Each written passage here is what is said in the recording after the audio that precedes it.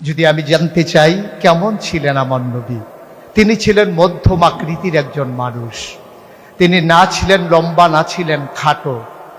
অবাক বিস্ময়ে মানুষ তাকিয়ে দেখত।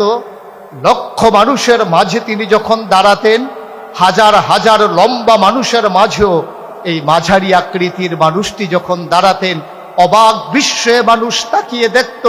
সবার উপরে তার মাথা মোবারক দেখা যায়। সবাইকে পেছনে ফেলে, সবাইকে নিচে ফেলে তার মাথা মুবারক সবার উপরে দেখা যায়। তার চুলগুলো ছিল হালকা হালকা কোঁকড়ানো।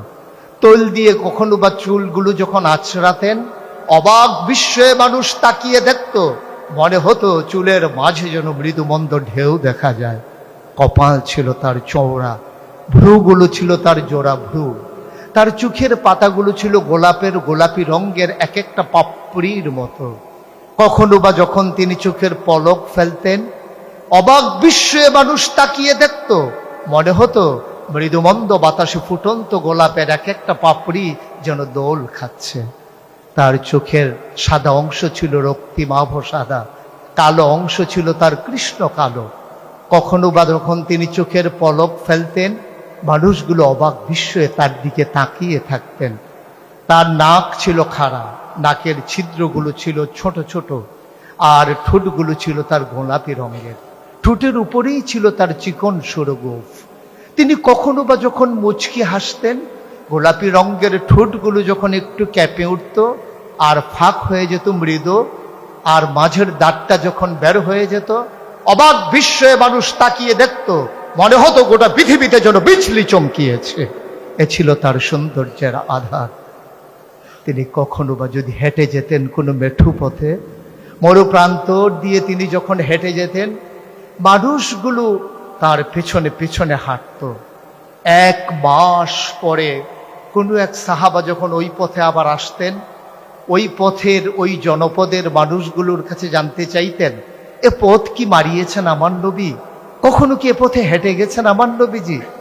অবাক বিশ্বে ওরা জানতে চাইতো, তুমি কেমন করে বুঝলে? তিনি তো 1 মাস আগে এই পথে হেঁটে গেছেন। সাহাবা চোখের পানি ছেড়ে দিয়ে বলতেন, 1 মাস আগে আমার নবী হেঁটে গেছেন, আজও যেন এই পথে আমার নবীর গায়ের জান্নাতি গন্ধ পাওয়া যায়।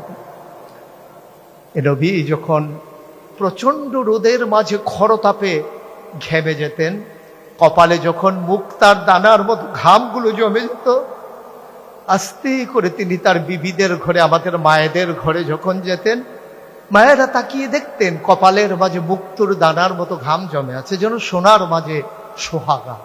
মায়েরা বলতেন, চুপটি করে আপনি একটু বসবেন দয়া করে। নবীজি বসতেন।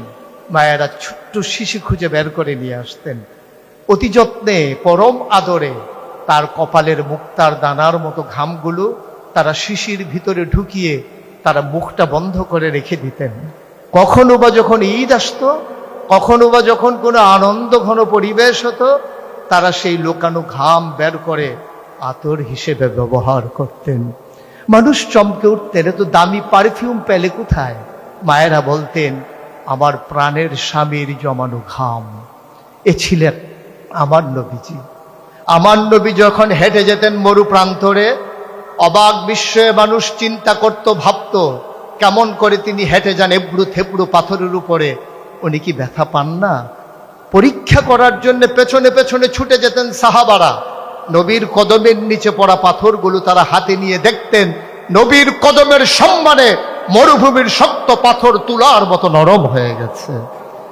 তিনি যখন হাঁটতেন মরু প্রান্তরে, মাথার উপরে যখন সূর্য দাঁড়িয়ে থাকত, তখন আল্লাহ রসুল সাল্লাল্লাহু আলাইহি ওয়াসাল্লাম সেই সূর্যের আলোর নিচে দিয়ে যখন হাঁটতেন, মানুষগুলো হাঁটতে যখন ভয় পেত, মনে হতো সেই তপ্ত মরু বালুর মাঝে ধান দিলে ক্ষয় হয়ে যাবে, চাল দিলে বুড়ি হয়ে যাবে।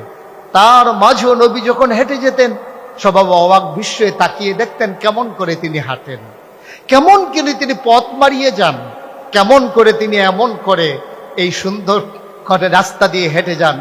গরম লাগে না? তার কি অস্বস্তি হয় না? সবাই উপরের দিকে তাকিয়ে দেখত, মেঘমালা আমার নবীর মাথার উপরে ছায়া দিয়ে দিয়ে এগিয়ে যায়। এ ছিলেন আমার নবী। এ নবী কেমন ছিলেন? এটা ছিল বাহ্যিক অবয়ব। যদি তার আসল সৌন্দর্য আমরা অবলোকন করি, তাহলে তার সুরতের সাথে তার সিরতের অপূর্ব সমন্বয়। যেমন ছিল তার সুরত, তেমন ছিল তার সিরত। এই নবী করিম সাল্লাল্লাহু আলাইহি ওয়াসাল্লাম, তাকে আল্লাহ তাবারক ওয়া তাআলা তিল তিল করে পরিপূর্ণ মানব অবয়ব দিয়ে মনুষ্যত্বের বিকাশ ঘটিয়ে পশু প্রবৃত্তির দমন করে কুপ্রবৃত্তিগুলোকে তার মাঝ থেকে সরিয়ে দিয়ে সুকুমার ভিত্তি লালন করানোর মাধ্যমে গোটা বিশ্বের মানুষের মাঝে তাকে ঘোষণা দিয়ে দিলেন, তিনিই হচ্ছেন সেরা মানব। তিনি ইমামুল মুরসালিন, তিনি খাতামান নবিয়্যিন, তিনি রাহমাতুল লিল আলামিন, তিনি আকায়ে নামদার, তাজদারে মদিনা, মুহাম্মদ মুস্তাফা আহমদ মুজতবা, নবী মুহাম্মদুর রাসূলুল্লাহ সাল্লাল্লাহু আলাইহি ওয়াসাল্লাম। কি ছিল না তার মাঝে? সাহাবাই কিরাম মাঝে মাঝে তার জীবন সম্পর্কে জানতে চাইতেন। সে তো অনেক দিন আগের কথা না, মাত্র ১৫০০ বছর আগের কথা। সাহাবারা ছুটে গেলেন আম্মাজান আয়েশা রাদিয়াল্লাহু তাআলা আনহার ঘরের কিনারে, গিয়ে সালাম দিলেন, আম্মা, ও আম্মা, জানতে চাই, আমরা যেমন করে নবীকে দেখি আপনি তো তার চাইতে বেশি দেখেন। আমরা দেখি কখনো কখনো, আপনি দেখেন পুরো সময়টা জুড়ে। আম্মা, আপনি কি বলে দেবেন আমার নবীজি কেমন মানুষ ছিলেন? তিনি চমকে উঠলেন, তিনি থমকে দাঁড়ালেন, তিনি আশ্চর্যান্বিত হয়ে বলতে চাইলেন, তোমরা কি কোরআন পড়ো না? তোমাদের কাছে কি কোরআন নাই? কোরআন পড়ো, কোরআন বুঝো, কোরআন পড়ে পড়ে দেখো, গোটা কোরআনটাই হচ্ছে আমার নবীর চরিত্র। খুলুকুহুল কোরআন, গোটা কোরআনটাই তার জীবন চরিত্র।